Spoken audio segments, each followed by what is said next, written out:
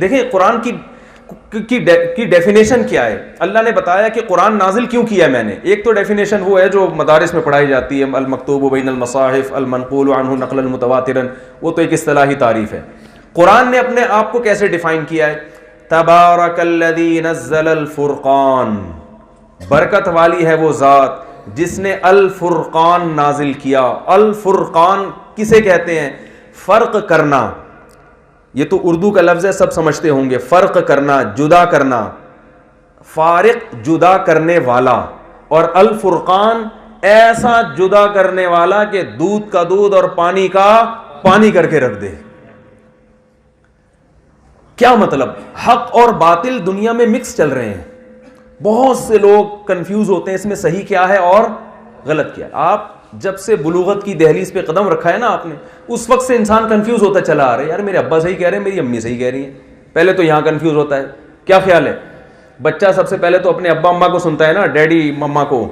ابا اماں پتہ نہیں سمجھتے ہیں, آپ لوگ نہیں سمجھتے, آسٹریلیا کے لوگ ہیں بھائی. تو ابا اماں کو پہلے سنتا ہے نا, وہ پہلے ان میں دیکھتا ہے پتہ نہیں ان میں صحیح کون ہے اور غلط کون ہے. پھر وہ معاشرے کی بات سنتا ہے تو وہ والدین سے بسا اوقات ہٹ کر ہوتی ہے. والدین تمیز سکھا رہے ہوتے ہیں, معاشرہ اس کو تمیز لیس بنا رہا ہوتا ہے, تو وہ پھر یہاں کو پریشان ہوتا ہے یار. پھر وہ یونیورسٹیوں میں جاتا ہے, اسکولوں میں جاتا ہے, وہاں پروفیسروں کی باتیں بالکل الگ. نیوز چینل دیکھتا ہے, وہاں اس کا دماغ ایک الگ سمت میں چلنا شروع ہو جاتا ہے. تو آپ دیکھیں جتنے دنیا میں لوگ ہیں نا, اتنے ہی کانسیپٹ بھی ہیں. ہر آدمی کا کانسیپٹ دوسرے سے مختلف. ہمارے پٹھان بھائی بھی بیٹھے ہوں گے, یوں کہہ سکتے ہیں کہ ہر آدمی اخپل طریقے سے زندگی گزار رہا ہے. ایسا ہی ہے نا, ہر آدمی کا اخپل کانسیپٹ ہے. میرے حساب, آپ نے اکثر لوگ دیکھے ہوں گے, لوگ کہنے بھائی میرے حساب سے یہ بات درست نہیں, میرے حساب سے یہ بات درست نہیں ہے, میرے حساب سے. ہر آدمی کا حساب اپنا ہے. تو بھائی یہ سارے صحیح نہیں ہو سکتے, ان میں صحیح تو ایک ہوگا نا. دنیا میں اگر 5.5 ارب انسان ہیں تو 5.5 ارب نظریات وہ کیسے درست ہو سکتے ہیں؟ درست تو ایک ہی بات ہوگی.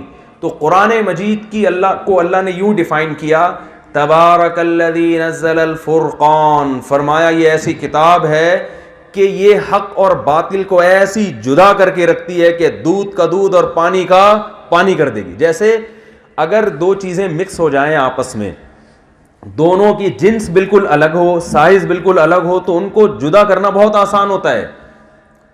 مثال کے طور پر چنے کی دال مکس ہو جائے چاول میں, تو آپ کو نظر آ رہا ہوگا بھئی یہ چنے کا دانہ ہے اور یہ چاول کا دانہ. لیکن خراب گندم اچھی گندم میں مکس ہو جائے, اب فرق کرنا مشکل ہے یا نہیں ہے؟ تو یہاں جب آپ فرق کریں گے نا تو آپ فارق نہیں بلکہ فرقان کہلائیں گے. بالکل ایسے آپ نے ایک ایک چیز کو نکھار کے الگ کر دیا. تو اللہ فرماتے ہیں کہ بہت ساری چیزوں میں تم کنفیوز ہو, تمہیں یہ نہیں پتا کہ تمہارا کوئی پیدا کرنے والا ہے بھی یا نہیں ہے. پھر جس نے پیدا کیا وہ اکیلا ہے یا اس کے ساتھ کوئی شریک ہے. پھر اگر وہ اکیلا ہے تو اس نے تمہیں کسی مقصد کے لیے پیدا کیا یا ویسے ہی پیدا کیا. پھر جس مقصد کے لیے پیدا کیا وہ مقصد کیا ہے؟ وہ مقصد جو تم بتا رہے ہو, جو غیر مسلم بتاتے ہیں, یہ وہ مقصد ہے جو ہم بتاتے ہیں. پھر جو مقصد اللہ بتاتے ہیں وہ مقصد کی تکمیل کے لیے جس کے لیے پیدا کیا, اس کے لیے تمہیں کیا کرنا پڑے گا اور کن کاموں سے بچنا پڑے گا. پھر اس مقصد میں اگر تم کامیاب ہوتے ہو تو اس کا کوئی نتیجہ بھی نکلے گا کہ نہیں نکلے گا, اور اگر نتیجہ نکلے گا تو اس نتیجے پر جو تمہیں اشکالات ہوتے ہیں کہ کیسے نکلے گا, ان اشکالات کے پھر اللہ نے قرآن مجید میں جوابات دیے. یہ انسانی زندگی کے انتہائی اہم ترین سوالات ہیں, جن یہ سوالات آپ کو فزکس کیمسٹری کی کتابوں میں نہیں ملیں گے. جب سوالات نہیں ملیں گے تو جوابات کہاں سے ملیں گے اس کے بھائی؟ بہت مشکل ہے بھائی, سمجھانا بہت مشکل ہے. دیکھو کسی کتاب میں کوئی چیپٹر ہی نہ ہو, اس موضوع سے بحث ہی نہ ہو, تو اس کتاب میں اس سوال کا جواب ملے گا؟ آپ کے دماغ میں ایک سوال آیا کہ یا گردوں کی صحت کے لیے مجھے کیا کرنا چاہیے. جس کے بھی گردے ہوں گے تو اس کو گردوں کی صحت کا خیال ہوگا کہ نہیں ہوگا؟ بھائی آپ کے علاقے میں گردے کی بیماری, یہ کورونا وائرس پھیلا ہوا ہے آج کل, چھوڑو کورونا کو چھوڑ دو, کسی اور چیز پہ, وہ پیسے ہی لوگ گھبرائے میں بہت زیادہ. گردہ ٹھیک ہے, آپ کے ذہن میں خیال آیا کہ یار میرے بھی کڈنی ہے, اور کسی علاقے میں آپ نے دیکھا ہر دوسرے آدمی کے گردہ کیا ہے, خراب ہے. تو یقیناً ایک دماغ میں سوال پیدا ہوگا، یار گردوں کی پہلے سے صحت کے لیے، کڈنی کو صحت مند رکھنے کے لیے مجھے کیا، یہ سوال پیدا ہونا چاہیے کہ نہیں ہونا چاہیے؟ مجھے یہ بتاؤ. نہیں ہو رہا تو اس کا مطلب ہے اس کو پہلے ادھر کے علاج کی پہلے ضرورت ہے کڈنی کی. ایسا ہی ہے نا بھائی؟ ہر دوسرا آدمی گردے کا مریض ہے اور آپ کا وہی لائف اسٹائل ہے جو سب کا ہے. اس کا مطلب آپ کا بھی گردے خراب ہونے والے ہیں، کیونکہ آپ بھی وہی خوراکیں کھا رہے ہو جو دوسرے کھا رہے ہیں. ایسا ہی ہے نا؟ تو جب یا تو سب کے صحت مند ہو، سب ٹھیک ٹھاک چل رہے ہو، تو پھر آپ کو یہ سوال نہیں پیدا ہوگا. پھر اگر ہو رہا ہے تو اس کا مطلب آپ وہمی ہیں. لیکن اگر آپ دیکھ رہے ہیں کہ یار ہر دوسرا آدمی ڈائلیسس پہ آ رہا ہے، ہر دوسرے آدمی کا کڈنی چینج ہو رہا ہے، کسی کا کوئی وہاں سے گردہ ادھار لے رہا ہے، اب تو یہاں تو گردے ہی ادھار ہیں. یہاں تو پتہ چلا ایک ڈاکٹر ابھی امریکہ سے آئے تھے، وہ کہنے لگے ہمارے یہاں تو دل پھیپڑے گردے سب کچھ لگ رہا ہے بھائی. میں نے کہا یہ انسان اسپیئر پارٹ کی دکان بن جائے گی تھوڑے دنوں میں. ہمارے ہاں مناسب ریٹ پہ کلیجی لیور دستیاب ہے، ہمارے ہاں مناسب ریٹ پر پھیپڑا دستیاب ہے. تو یہ تو عجیب سا چیز بن جائے گی انسان. تو پھر وہ میڈ ان چائنا بھی ہوگا. یہ چائنا کے گردے ہیں بھائی، اور یہ کڈنی جو ہے یہ جاپنیز کی ہیں. یہ جاپان کی کڈنی آپ کو پتہ ہے وہ زیادہ مہنگے بکیں گے.